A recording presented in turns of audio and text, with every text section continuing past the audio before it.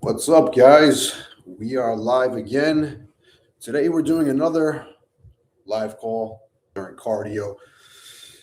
So today I want to discuss a few things specifically regarding training splits. I've been seeing this trend over and over again online lately, a lot of discussions on the best training splits. And for any of you guys that have actually followed me for a long time, you've probably heard me say this on more than one occasion. And that is the fact that your training split is probably the least important thing when it comes to building muscle, right? And it's generally the first thing people ask when it comes to training. What's the best training split? It's one of the things people will overanalyze in their own training more than any other variable, and it's the split itself, right? As if there's some magical split that's going to build more muscle better than another split. And at the end of the day, listen, anybody can get great results with any split. I've made tremendous progress training with totally different types of splits over the years, right? And the main thing that actually drives progress is what you're doing within that split, meaning what type of training you're doing each day you're in the gym, what type of progression are you following, what exercises you're doing, right? Those are the key things that are actually going to get you results rather than the split itself. The split is really just the way that you organize your training. So, perfect example, this past year, so I had competed last year in June. So I had spent approximately 8 months after that just focusing on growing as much muscle as possible, right? Putting as much weight on, putting as much lean mass on as possible. And during that time, I spent 3 months training with my HIIT style training. So for any of you guys that are familiar with the old school HIIT rebuilt program, that was the training that I did basically coming out of the gate of that contest prep and going into the off season. And spent 3 months doing that. And that took my body weight up about 10 pounds, post contest. It's very easy to rebound to gain some weight. And HIIT served me very well during that 3 month period. After that, I had transitioned to a 4-day torso and limb setup. So you guys have heard me speak about that a lot more recently because that was the training program that I utilized for the majority of the gaining phase. And that was one that I would say was done during the most productive period of my gaining phase because my calories were the highest, my training performance was the highest, and that was really the plan that I utilized to bring my weight up to a new level in the off season. Sorry, I'm trying to get this not to bounce because I am doing cardio. And then I had transitioned from there to kind of set up my contest prep training when I utilized and transitioned to what I am doing right now, which is the Bro Split Rebuilt program. So I basically went from HIIT, torso, and limbs to more of a Bro Split style of training with some overlap so that the frequency is higher, right? My point being is this offseason was one of the most productives that I've had in a very, very long time. It was one of the most productive growing phases that I've done in a very long time. And there's one major reason for that, and it's not these individual splits, right? Because I made just as much progress training with all three of these. And all three of these are very different styles of training. Like I said, you have HIIT, torso, and limbs, and then more of a bro split, right? And that main thing is the progression that was built into it, right?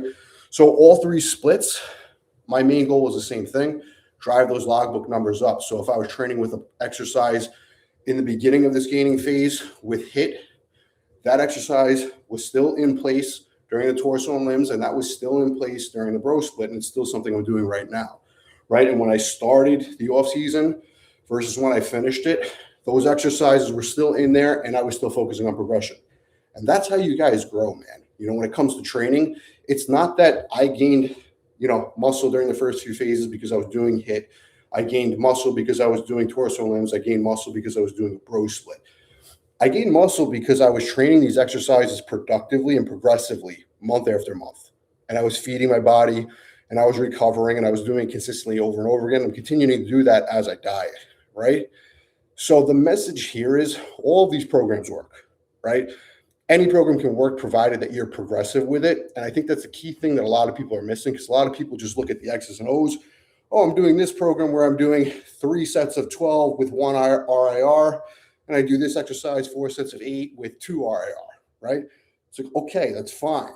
But in 6 months from now, what are you doing that's different, right? Are you handling more weight? Are you doing more reps?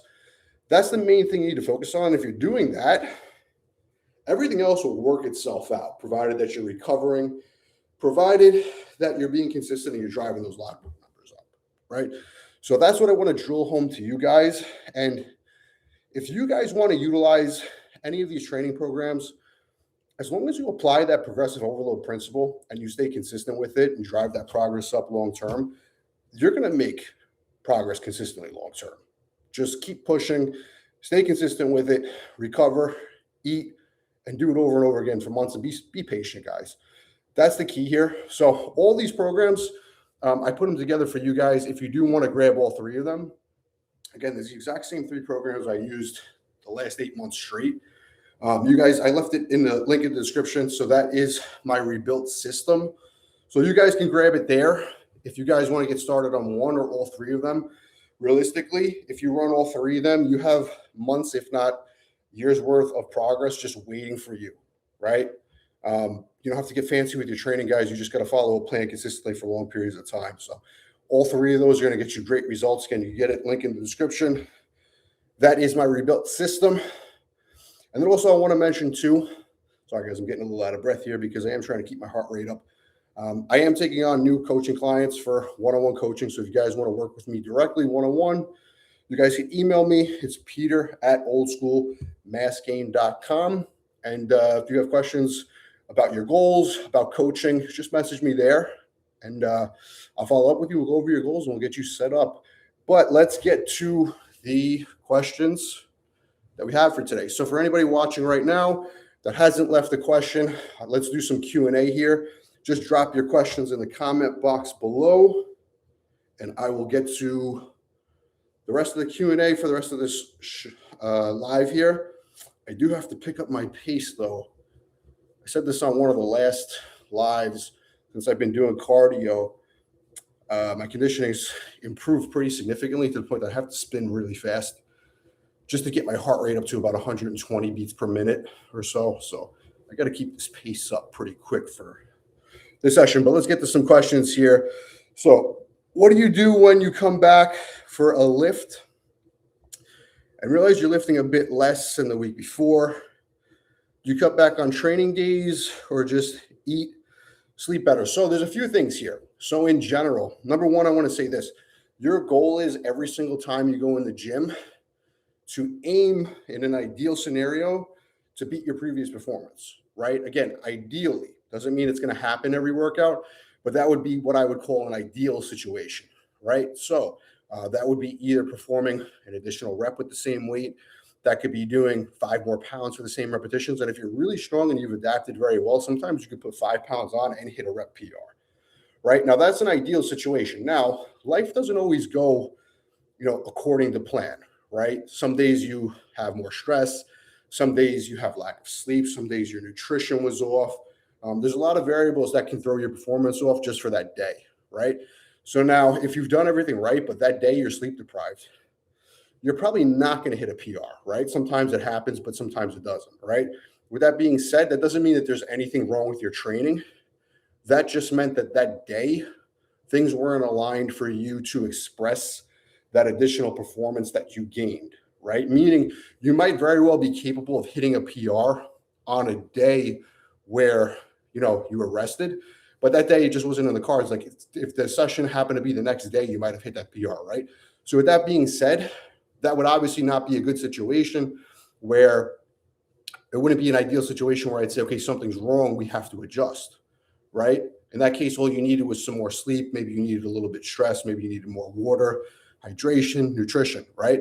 So with that being said, the only way you could technically tell if something is wrong in your programming that needs a fix is if you see this performance decrease consecutively across maybe 3 sessions, right? If you're doing it 3 sessions in a row, chances are you're not just sleep deprived, unless you are chronically sleep deprived, but it's not a one-off variable, right? So chances are if your performance is dipping for 3 sessions in a row, it's a programming issue. And in that case, generally, you need either more rest days or your volume is too high. So I would either look at your program, and if you see that you're not taking enough rest days, add in rest days. But if you're resting sufficiently and you're just seeing performance drop, that's usually an indicator that your volume is too high. Reduce the volume, and then we should see performance increase over time. So that's how I handle it. Don't freak out and don't adjust things right away. You need to look at trends more than one single session. Let's pick this up a little bit. Sessions getting a little easy. Okay. Can 3-day HIIT be run longer than 1 week and still gain size and strength? I'm not entirely sure I understand that question. So can 3-day HIIT be run longer than 1 week and still gain size and strength? So obviously any training program you run should be run longer than 1 week. So I'm not sure I understand the question. If I think I'm reading it based on what you're trying to say, are you saying that after 1 week, can you continue to get stronger and gain size? Yeah, I mean, okay, you did answer that correctly. 12 weeks, not 1 week. You meant 12 weeks. So can 3-day HIIT be run longer than 12 weeks, still gain size? Yeah, so realistically, you can run any training program for as long as you continue to see results. And sometimes you're going to see results consistently for long periods of time if you have every variable set up properly, right? So with that being said, generally any training program, 12 weeks is kind of like the sweet spot where I would run it consistently without making any changes.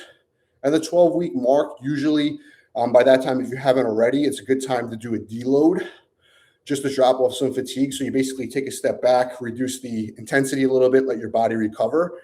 And then from there, if you need to tweak anything like rotate exercises, add additional volume or frequency to certain body parts. Now, a HIIT program, you're not just going to be stacking on, additional sets, but you might change things around. So volume is allocated a little bit differently for each body part. And the 12-week mark is usually a very good time to do something like that. And with that being said, you can run that program for as long as you keep seeing results. So like I said, as long as it's working, just keep riding it out, deload as needed, and stay consistent with it as long as it's producing results. I don't care if it's working for 12 years straight. If it's working, if it ain't broke, don't fix it, right?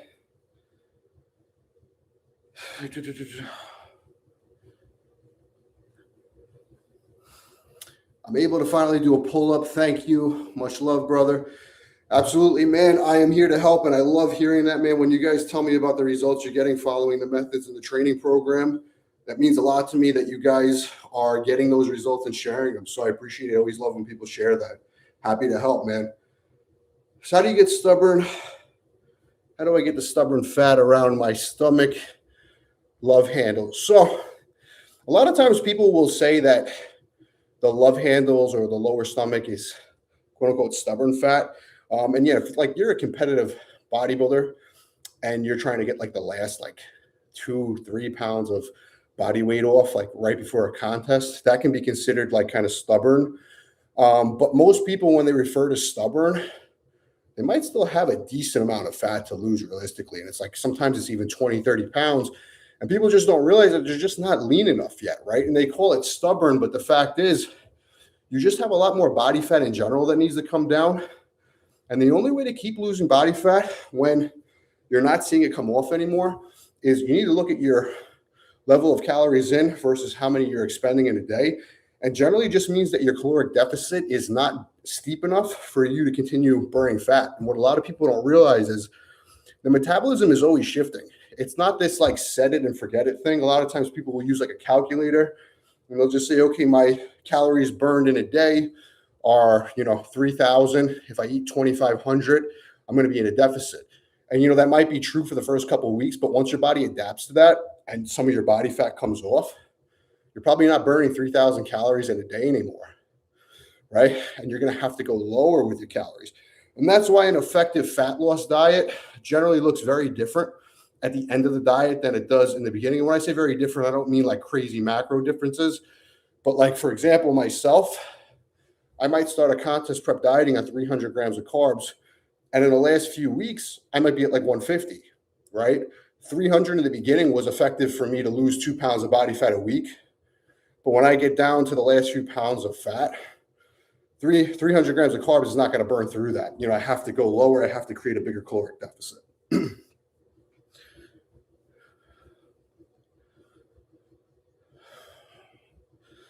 I have a question, please. On almost all the exercises, I can at least do what I did last week, even if I'm tired. But the body weight exercises, pull-ups, chin-ups, dips, if I'm tired, I can barely do half of what I did last week.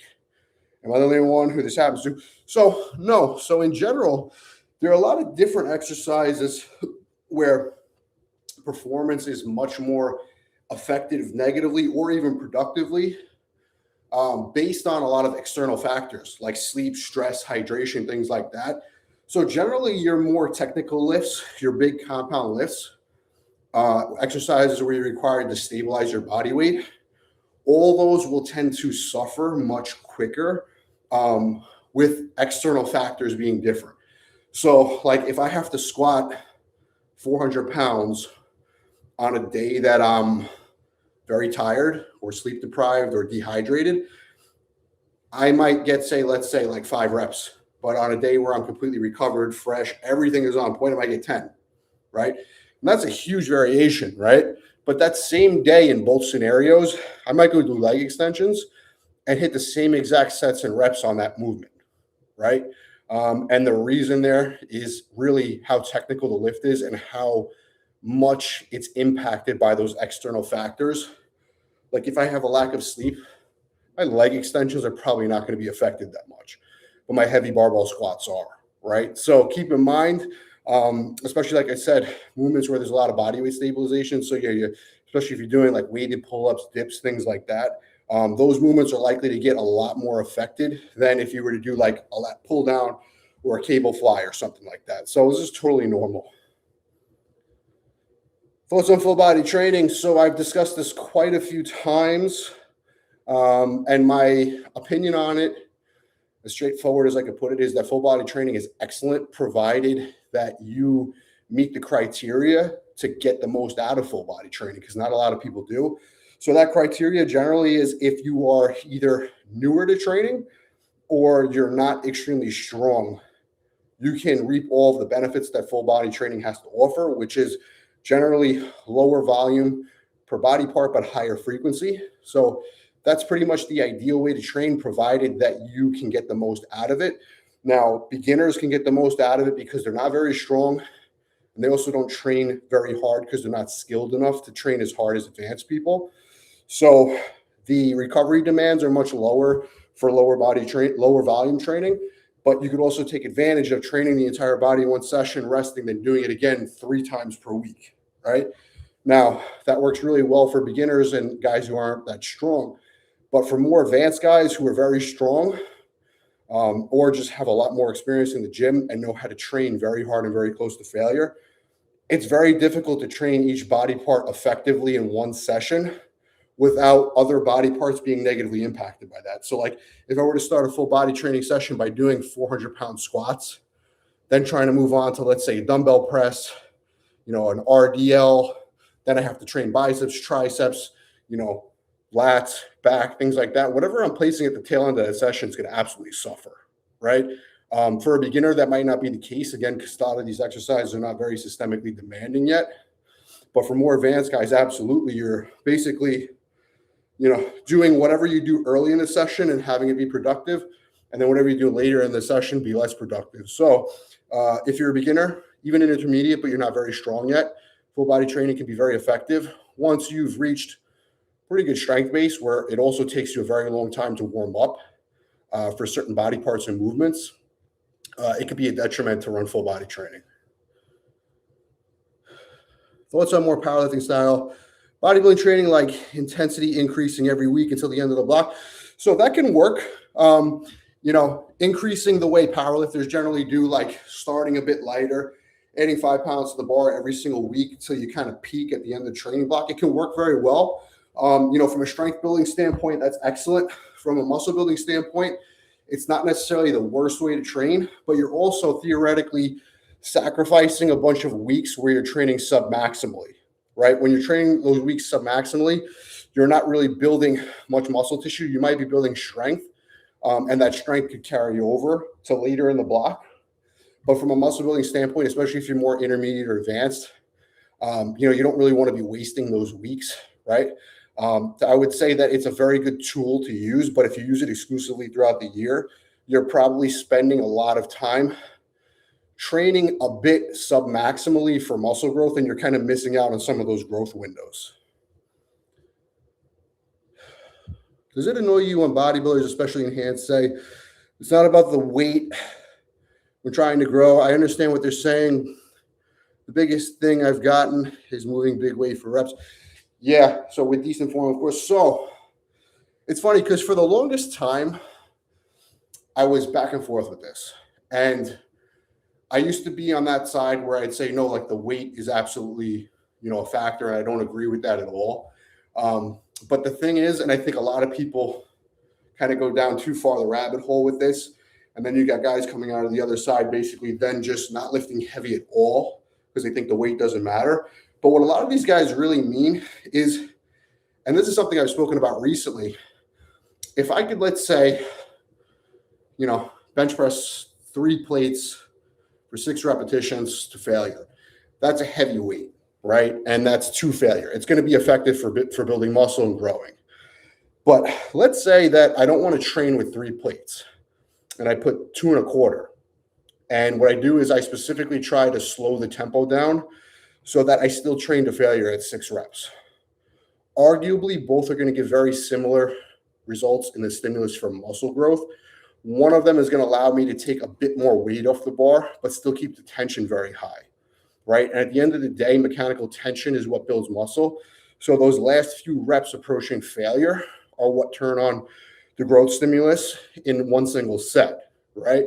So both can work very well, provided that you're still pushing those sets close to failure with a similar technique. Now, if you use a slower tempo, you're taking some weight off the bar, but here's the key, guys. Even though you're training lighter, your goal is not to train lighter for the sake of training lighter. You still need to focus on progression with that same technique. So now if your new form requires a 3-second negative with 2 1/4 versus maybe like a 2-second negative with 3 plates, you now have to aim to add more weight to the bar or add more repetitions with that 3-second negative, right? And over time, what's going to happen is you're still going to get stronger. You're still going to add weight to the bar. So no, the weight doesn't necessarily mean that it's the end all be all. And you shouldn't be lifting weight for the sake of just lifting weight, obviously. But you can train with slower tempos or faster tempos, provided that you're training close to failure and you're being productive and progressive with it over time.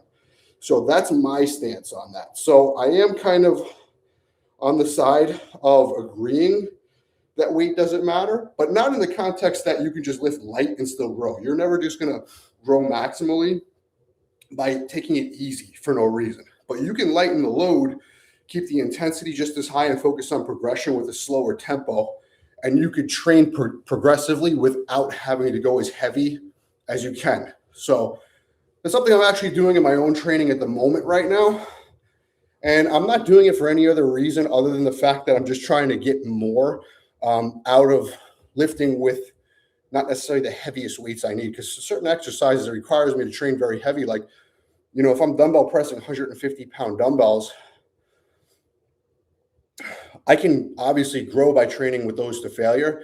But let's say I lower the weight to 120s and I just slow down the tempo and I still aim to progress from there. I'm accomplishing the same thing with a lighter weight, but it's still heavy relative, right? It's not like I'm just saying, okay, I'm going to grab the 60s and do pump sets.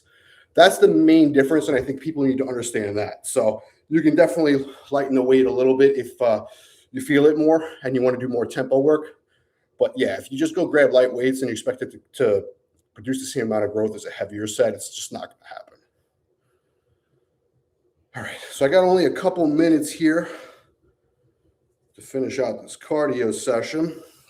So I'm going to try to get through these as quick as possible.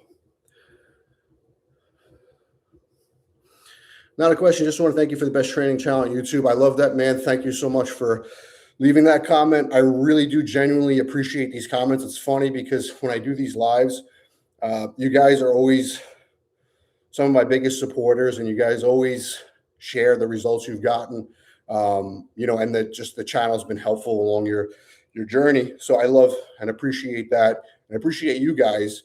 But it's funny because I'm one of these people that still get hate comments, get trolls, things like that, but they're never on the live calls. So I know that you guys watching are the real ones, and I appreciate each and every one of you guys. Seriously, I do. I'm just starting the torso and limb split. That's awesome to hear, man. Is it a good split for a 63-year-old? Yeah, absolutely.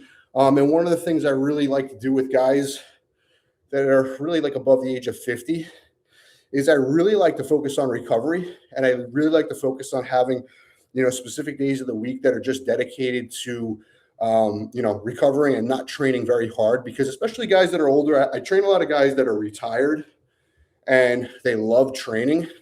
One of the hardest things for them to do that I got to kind of force them sometimes is to stay out of the gym.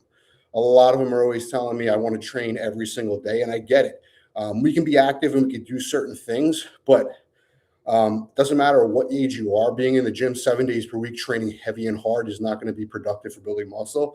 So like 4 days, especially for guys over like 50, is like a really, really good sweet spot. So absolutely, that would be like my first option and recommendation for you guys, especially in that situation.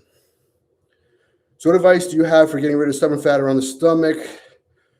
We do 30-minute incline treadmill. So number one, be in a caloric deficit. Number two, make sure that you're consuming at least a gram of protein per pound of body weight. Unless you're in the obese range, then I would do 1 gram of protein per pound of lean body weight. And then from there, hit 10,000 steps daily as a starting point. And if you need to create a bigger caloric deficit before you reduce more food, just do increase your cardio. So 30-minute incline treadmill walking can work very well there. That would be the starting point. Ride that out. And then based on your weigh-ins, if you're not losing 1 to 2 pounds per week, you can create a bigger caloric deficit by just pulling more food. So it really is that simple, guys. You just have to be consistent with it for long periods of time. How do you train on a cut? So I train exactly the same on a cut as I do when I'm gaining. There is zero reason to ever change the way you're training during a cut. I know for a while it was very popular for people to talk about, lowering volume during a fat loss phase and increasing it during gaining phase. Guys, what stimulates muscle growth in a caloric surplus will maintain it in a deficit. So don't change your training.